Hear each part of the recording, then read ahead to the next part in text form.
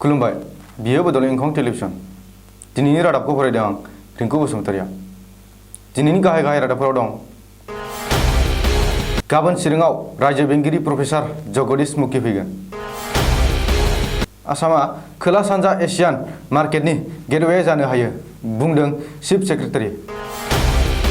हा गिसिगानानै थैनायफोरनि थाखाय आसाम सोरखारा 4 लाख रां फोसावदों एनआईए नि चार्जशीटआव उकिल गगैया सासे मावबादि आसामनि दैबानाया एसे खमायबाय दासिम सा 10 नि जिउ खहा दानिया आबुं रादाब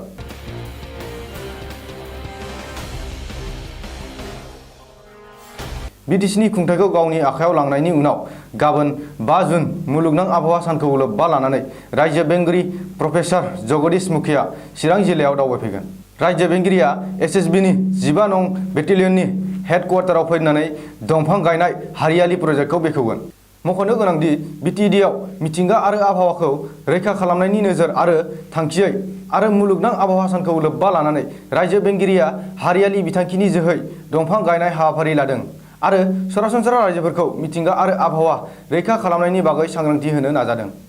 रायजो बेंगिरिया बिटिएडिनि मोनब्रैबो जिल्लायाव दंफां गायनो आरो मिथिंगा आरो आबहावाखौ रैखा खालामनो थाखाय खावलायदों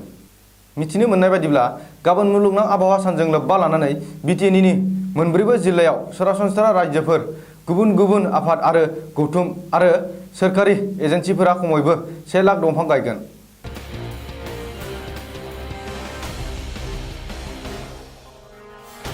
आसामा खोला सानजा एशियान मार्केटनि गेटवे जानो हायो आरो इउर'पियान फालांगिरिफोरजों लोगोसे गुबुन गुबुन हादोरनां फालांगियारि फसंथान आरो हानजाफोरा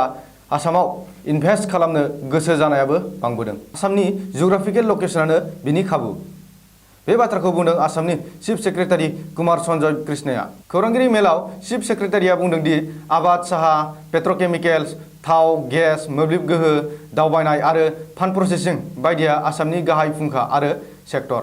बेनिखायनो हादरनां फालांगियारि फसंथानफोरनि थाखाय आसामा इनभेस्ट खालामनायनि साबसिन थावनि जानानै फैदों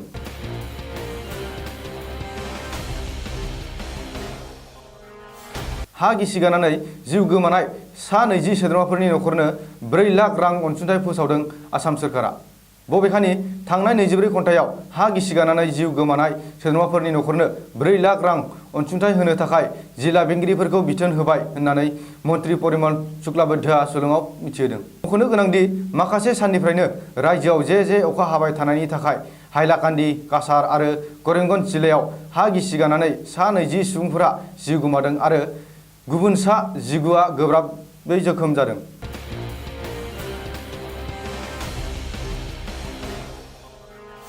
कृषक मुक्ति संग्राम समितिनि दैदेनगिरि अखिल गगैनि हेंथायै 165 साननि उनाव गां 40 नि चार्जशीट गथायबाय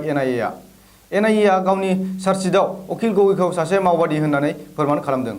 ओरैहाय एनआईएआ अखिल गगैखौ मावबादि साजायना चार्जशीट गथायनायनि हेंथायै सोगोमखांदों कृषक मुक्ति संग्राम समितिया मोनसे खौरांगिरि मेल खुंनानै केएमएसएसनि दैदेनगिरिफोरा अजद होदों दि अखिल गगैखौ सोलोजोंसो हमनायखौ एनआईएआ चार्जशीटआवनो फोरमान खालामदों आरो सिनाय मोनै सानै साखिनि जोहै अखिलखौ मावबादि साजायदों बबेखानि जेबो फोरमान गैयालासिनो एनआईएआ अखिल गगैनि सायाव चार्जशीट गथायदों होननानैबो केएमएसएसआ दाबि दैखांदों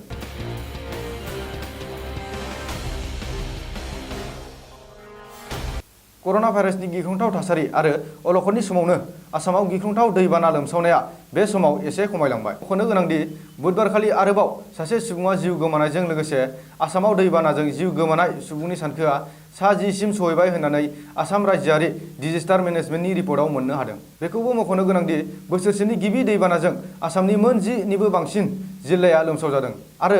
3 लाखनिबो बांसिन सरासनस्रा रायजोफोरा कर'ना भाइरासनि थासारिनि गेजेराव दैबानाजों हालाय हाफाय जानांदों